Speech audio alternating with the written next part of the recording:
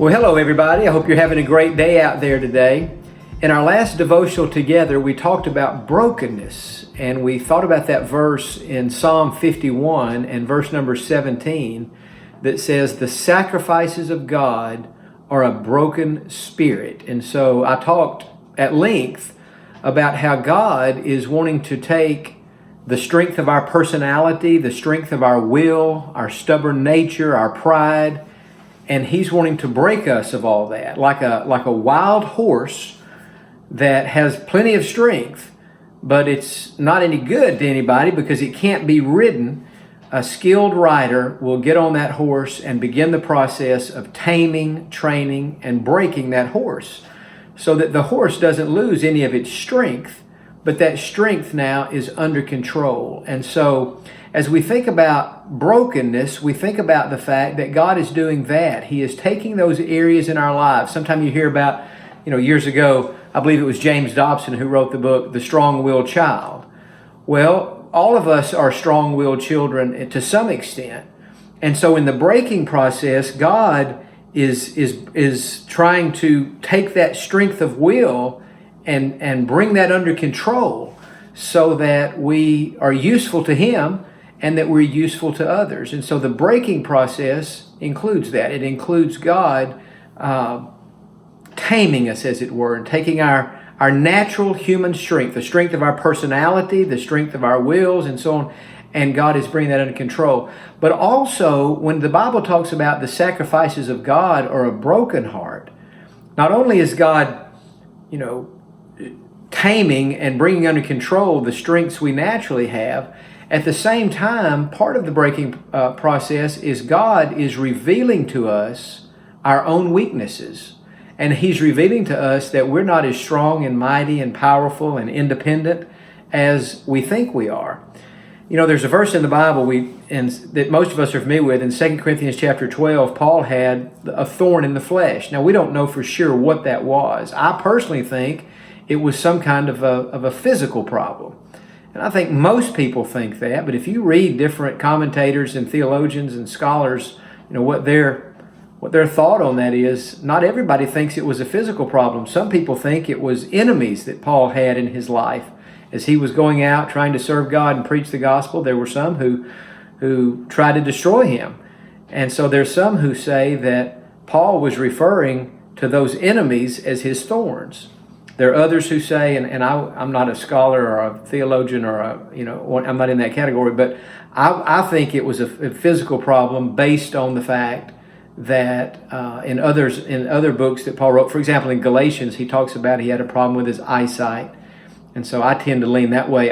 We won't know till we get to heaven. I'm not sure that it matters. The point is, Paul had some kind of a problem in his life, physical, circumstantial, whatever it was.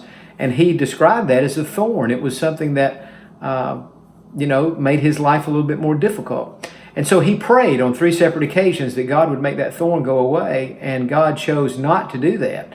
And at the end of that third prayer, that third request, Jesus said to Paul, "My grace is sufficient for you, for my strength is made perfect in weakness." Part of the breaking process is God breaking us of what we perceive to be our own strengths. That may be our health. That may be our popularity. If Paul had people against him, that certainly means he was not popular with those people. That may be a lot of different things. But sometimes in the breaking process, God has to reveal to us that we're not as strong as we think we are, that in fact we are weak. And so Paul went on to say, after Jesus said, "My grace is sufficient for you, for my strength is made perfect in weakness," he said, "I will boast in my infirmities. I will boast in my weakness, that the power of God may rest upon me. For when I'm weak, then I'm strong." And so Paul came to see that it was in his own weakness, in his own limitations, in his own pain, that he best experienced the strength and power of God in his life. And I'm saying that today as a follow-up for our last devotional to say, yes, it is true that in the breaking process, God is breaking our wills. He's bringing us into submission to His will. He's breaking our strength of personality. He's breaking our opinion. Many of us are very opinionated. And there is a sense in which God has to break our opinions and make our opinions line up with His opinions. And we read His opinions in the Bible. And not only that our opinions would line up with His opinions, but that our attitude would line up with His attitude. Sometimes we can be opinionated on an issue and be right in our opinion, and yet be wrong in our attitude. And so in that instance, God wouldn't be breaking us of our opinion because our opinion is right. He would be breaking us of maybe our mean-spiritedness, maybe our anger towards others who disagree with us. And that has to all be broken. And so that's part of the breaking process. But again, another part of it is God is revealing to us our own weaknesses. I remember years ago hearing a political leader on television. They were asking him if he was a Christian. And he responded and said, no. He said, I believe that Christianity is for weaklings. And I can remember when he said that, in my heart, I thought, well, how dare you say something like that? And then the more I thought about it, I thought, you know what? That man's actually right. Christianity is for weaklings. He just doesn't realize how weak he is. And so part of the breaking process is God revealing to us our own weaknesses. And so today you may feel like, you know what? I'm weak.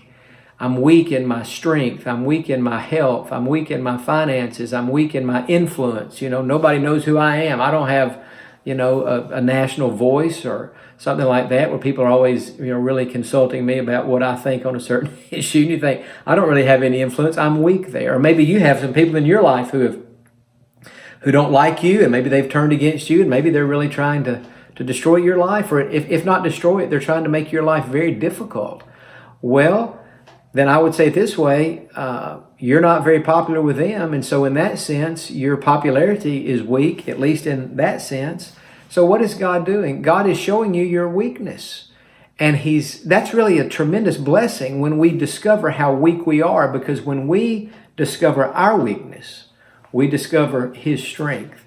And we can say with Paul, when I'm weak, then I'm strong. That's part of what it means in the Bible. In Ephesians chapter 6, for example, that says, I'm strong in the Lord and in the power of His might. And I guess that's really what I'm trying to convey today. Any strength that we may have is not our own strength.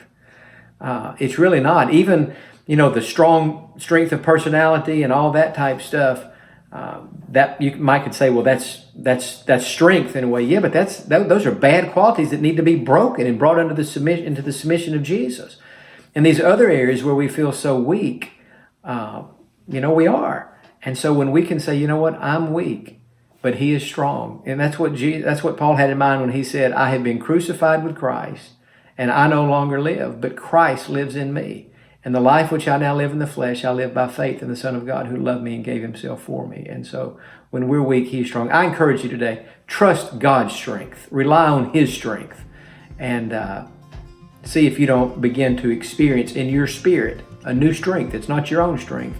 It's the strength of the Lord. Hope that's helpful. Have a great day.